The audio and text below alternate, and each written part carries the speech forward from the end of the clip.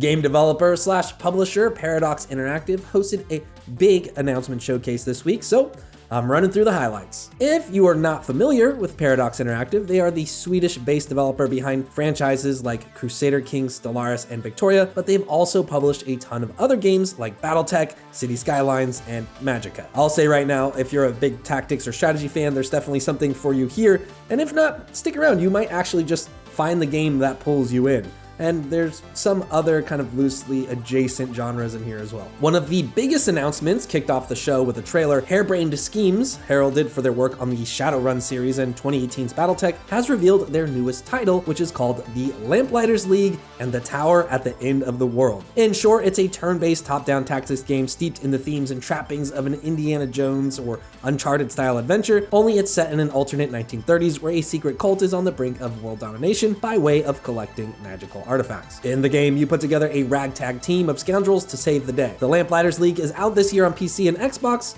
No word on a PlayStation release as of now. The other really big announcement of the show was the reveal of Cities Skylines 2. Not a lot of details on that one, just a CG announcement trailer, but based on the reputation of Colossal Order and the first game, you can imagine fans and critics are very hopeful. During the showcase, Paradox announced Cities Skylines 2 will come to modern consoles and PC sometime later this year. Another highlight from the Paradox showcase was the reveal of Mechabellum, an auto battler with mechs, probably the second most exciting trailer at the show for me. That's out May 11th. Kings of Pen and Paper 3 was also announced, and it's actually out right now. It's a pretty clear update and iteration of the second game in the series. On top of the new look, there's better character customization, improved class and skill systems, and village building. One of the most surprising announcements, though, was the reveal of a game called Life by You. Based on the teaser shown in the title, it's already being thought of as a Sims-like rival. Rod Humble, the lead developer of the game, used to be the head of The Sims and was also formerly the CEO of the studio that developed Second Life. It's a new genre for Paradox, but there certainly aren't many competitors for The Sims, which still gets regular updates and has a hefty fan base. If you want to know more about it, Life by You will have its own announcement event on March 20th. Aside from those full-fledged title announcements, there were also updates on DLC and expansions. Crusader Kings 3 is getting a Tours and Tournaments DLC where you can become the Grand Champion of Tournaments or host grand weddings as a front to unleash diabolical schemes. That's out later in the spring. Across the Obelisk is getting a Wolf Wars DLC, which has a new character, new skins, a new map, and a new pet. That's out March 30th. Europa Versailles 4 is getting a expansion called Domination, which adds new mechanics and branching mission trees.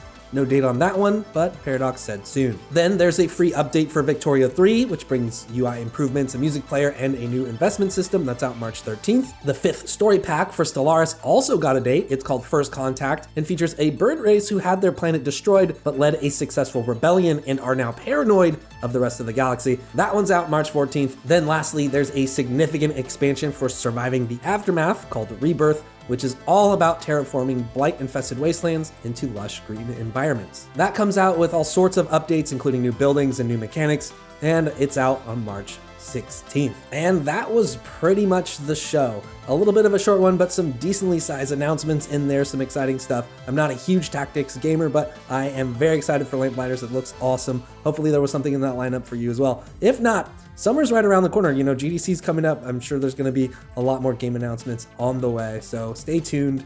I know that these kind of recap videos aren't the most exciting, but in terms of like just pure video game news, they're just jam-packed with updates and announcements. So that's kind of why I like to cover them. Otherwise, we're talking about like something Dr. Disrespect said about, you know, cryptocurrency and gaming on the blockchain. And we do that kind of coverage, but it's generally not my favorite, even though like it can tend to generate views or whatever. Anyways, thank you so much for watching. For more video game news and updates, stay tuned right here to Inside Gaming.